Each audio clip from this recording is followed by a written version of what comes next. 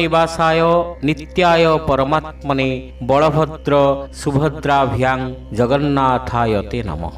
ଓଡ଼ିଆ ଜାତିର ପ୍ରାଣକେନ୍ଦ୍ର ବିଶ୍ୱନିୟନ୍ତା ମହାପ୍ରଭୁ ଶ୍ରୀ ଜଗନ୍ନାଥଙ୍କ ଦ୍ୱାଦଶ ଯାତ୍ରା ମଧ୍ୟରେ ସ୍ନାନ ଯାତ୍ରା ଏକ ଅନନ୍ୟ ମହତ୍ୱପୂର୍ଣ୍ଣ ଏବଂ ଲୋକପ୍ରିୟ ପର୍ବ।